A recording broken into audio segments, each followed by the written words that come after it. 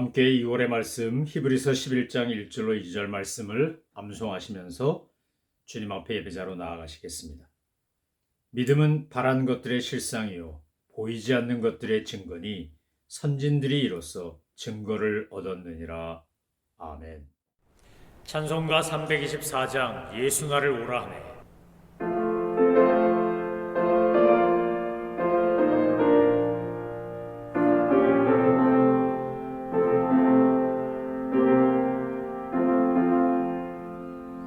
예수 나를 오라 하네. 예수 나를 오라 하네.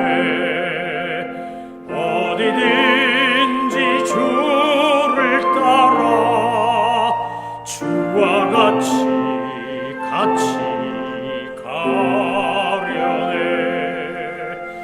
주의 인도하심 따라 주의 인도하심 따라 어디든지 주를 따라 주와 같이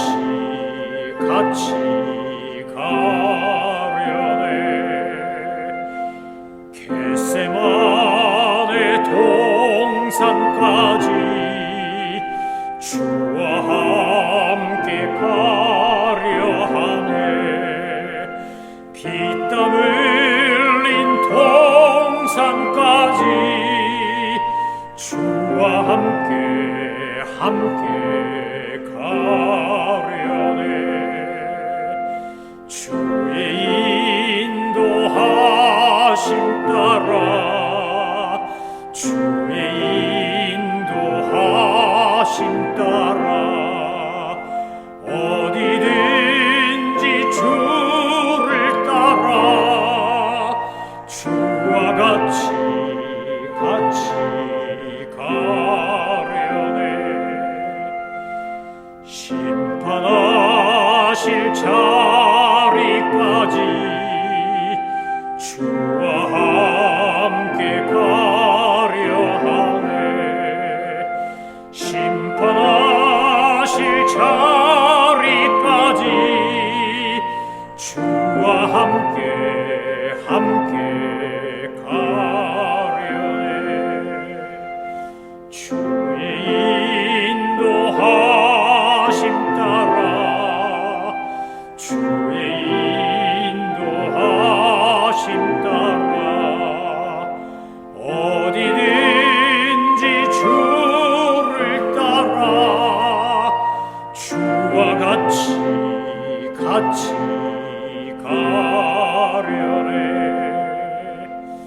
주가 크신 은혜 내려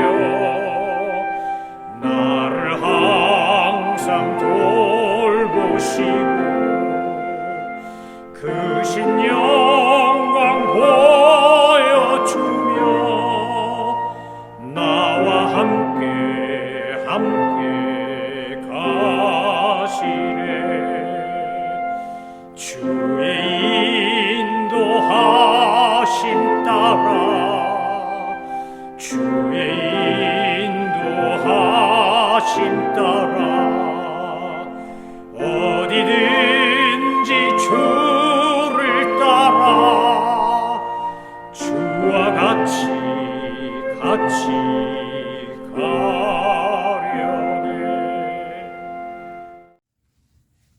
하나님께서 오늘 우리에게 주신 말씀은 사도행전 28장 30절로 31절까지의 말씀입니다. 하나님의 말씀을 받들어 읽겠습니다. 바울이 온 이태를 자기 셋집에 머물면서 자기에게 오는 사람을 다 영접하고 하나님의 나라를 전파하며 주 예수 그리스도에 관한 모든 것을 담대하게 거침없이 가르치더라. 아멘. 오늘로 이제 사도행전 강해를 마치려고 합니다. 사도행전 강해를 마치면서 이 사도행전은 마치 슈베르트의 미완성 교향곡처럼 끝나지 않은 열린 결말로 마무리되는 것을 볼 수 있습니다. 마무리되지 않고 남아있다는 것은 채울 것이 있다는 것입니다. 그 채워야 하는 것, 사도행전 28장으로 끝나고 이제 29장, 30장, 31장 계속 쓰여져 나가야 될 선교의 이야기, 복음 증거의 이야기, 교회 역사의 이야기는 오늘을 살고 있는 우리들의 몫이라고 할 수 있습니다. 사도행전은 사도들의 행적을 중심으로 쓰여진 책이고 이야기이지만 이것은 동시에 초대교회가 가지고 있었던 역동성과 그들의 역사를 기록한 책입니다. 또한 모든 교회와 제자들이 따라 배우고 본받고 흉내내고 닮아가야 할 이야기이기도 합니다. 사도행전은 주님을 믿고 따르는 제자들이 언제, 어디서, 어떻게 예수 그리스도를 증거하며 하나님의 교회를 세워가고 하나님 나라를 확장해 갔는지를 들려줍니다. 놀라운 하나님의 역사와 기적, 그리고 엄청난 영적 환희와 승리의 이야기가 사도행전에는 가득 차 있습니다.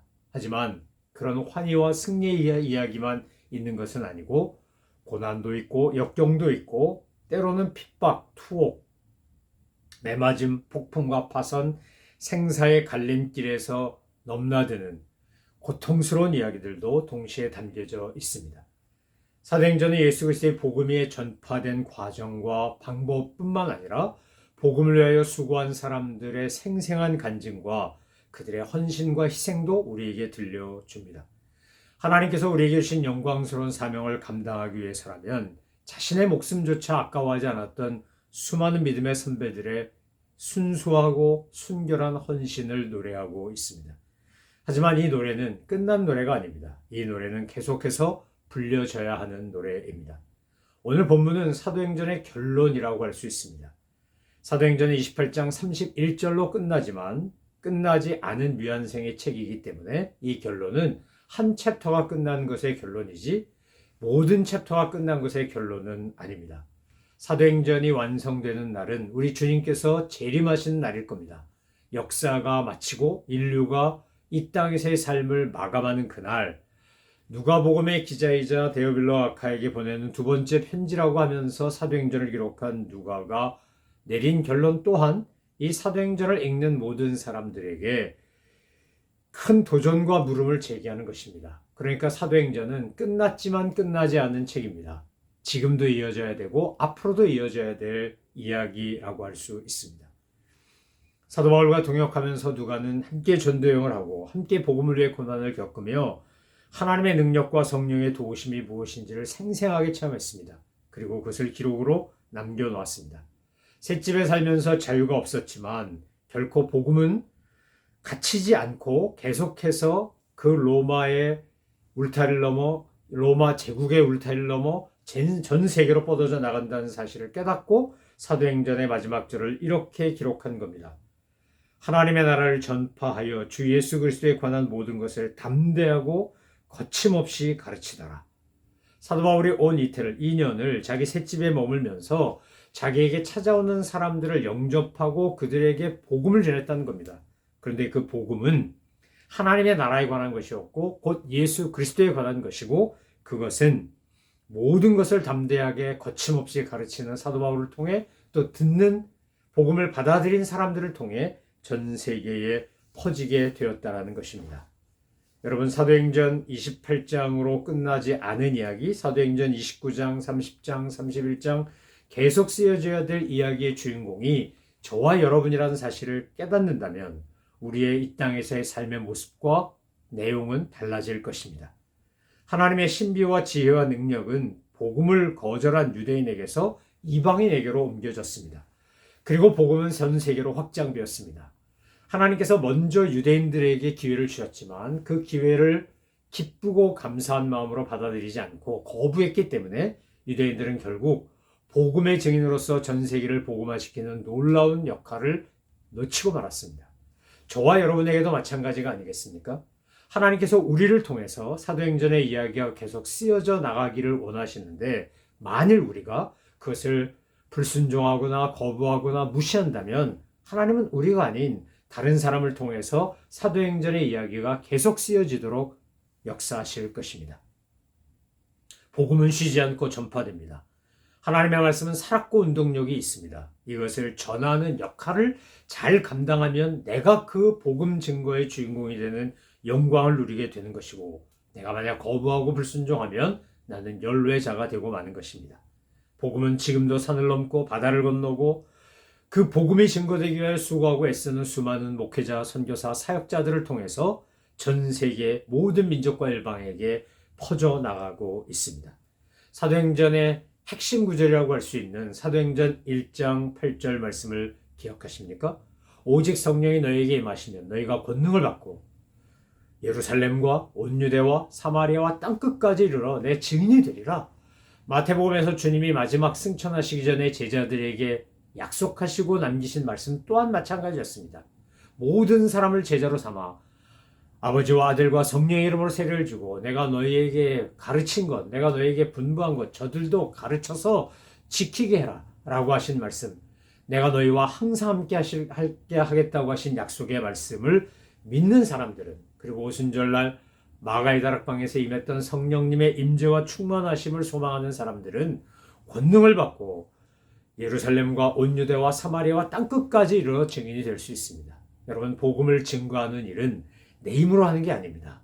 성령님이 도와주실 때만 가능하고 성령님이 역사할 때만 복음의 열매가 맺히게 되어 있습니다.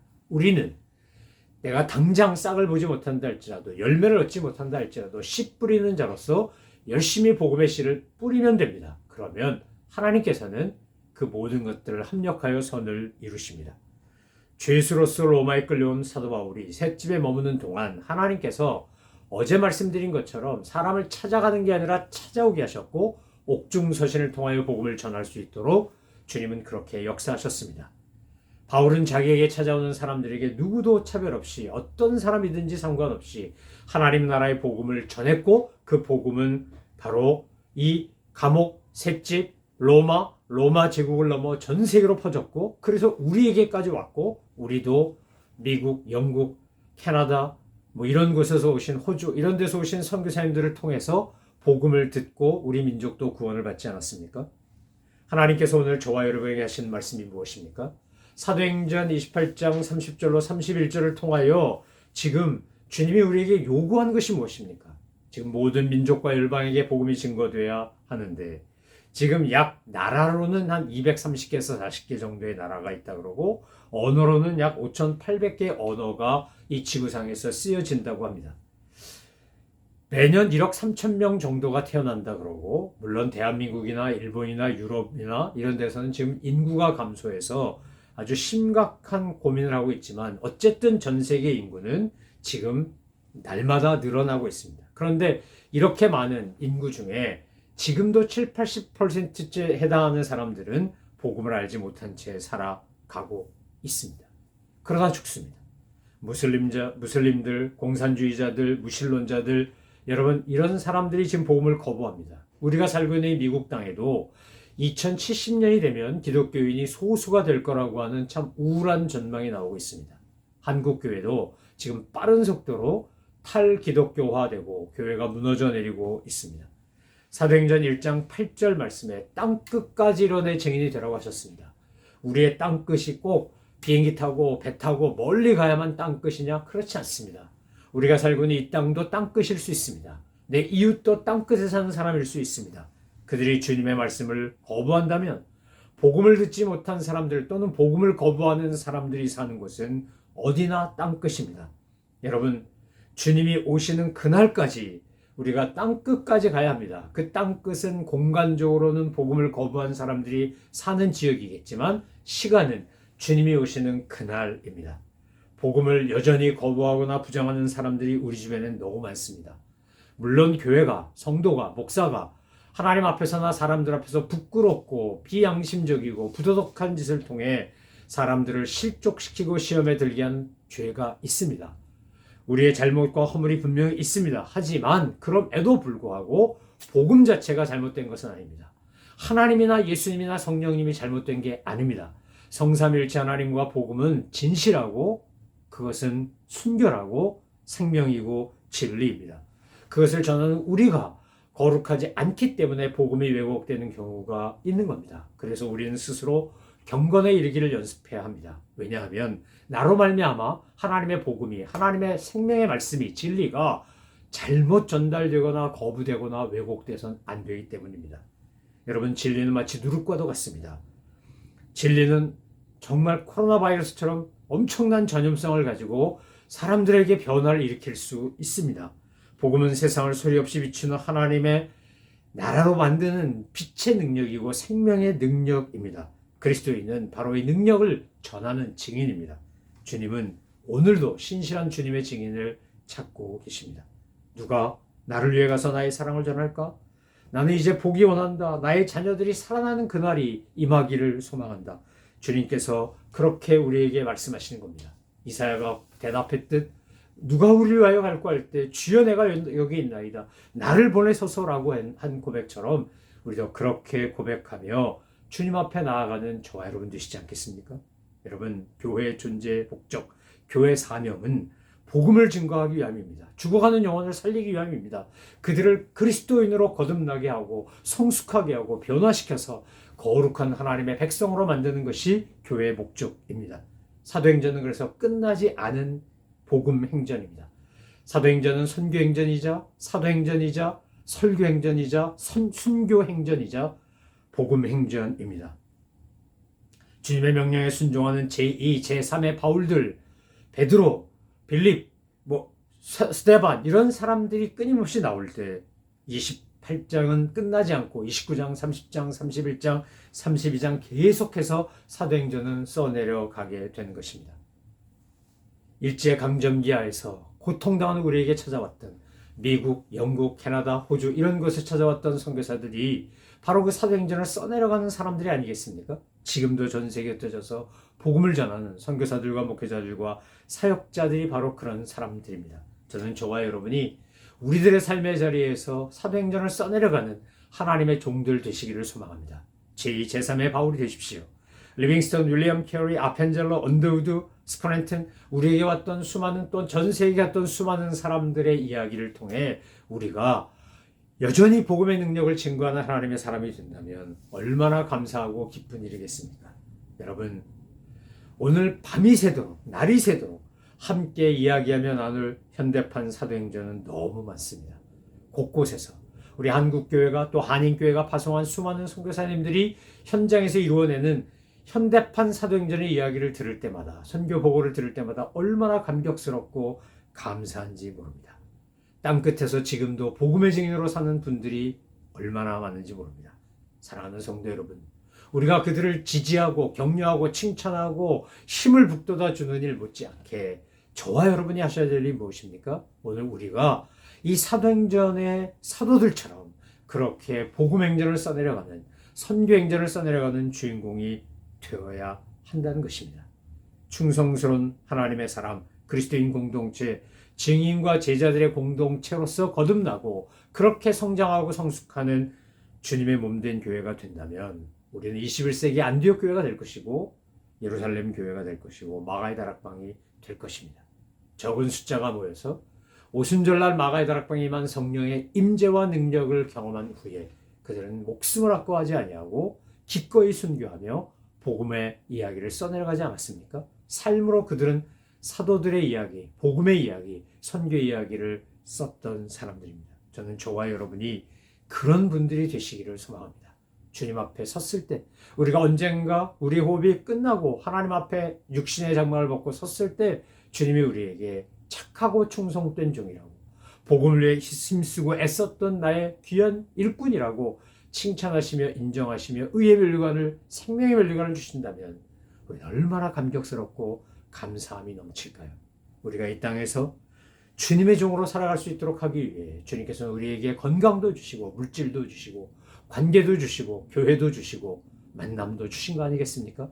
하나님 앞에서 우리에게 주신 이 모든 것들을 통해 하나님의 나라를 세워가는 땅끝까지 복음의 증인으로 살아가는 우리 모두가 되기를 간절히 소망하며 축원합니다. 기도하겠습니다. 하나님 아버지의 사도행전을 강해하면서 사도행전을 살펴보면서 수많은 훌륭한 믿음의 용사들, 믿음의 선배들을 보았습니다. 우리가 그들을 보며 칭찬하고 존경하고 사랑하고 흠모하는 것으로 끝나지 말게 하시고 우리도 그들처럼 복음의 증인으로 살아갈 수 있는 주님의 사람들, 믿음의 용사들 다 되게 하여 주옵소서. 감사드리며 이 모든 말씀 우리 구주 예수 그리스도의 이름으로 기도 올려옵나이다. 아멘. 하늘에 계신 우리 아버지, 아버지의 이름을 거룩하게 하시며 아버지의 나라가 오게 하시며 아버지의 뜻이 하늘에서와 같이 땅에서도 이루어지게 하소서.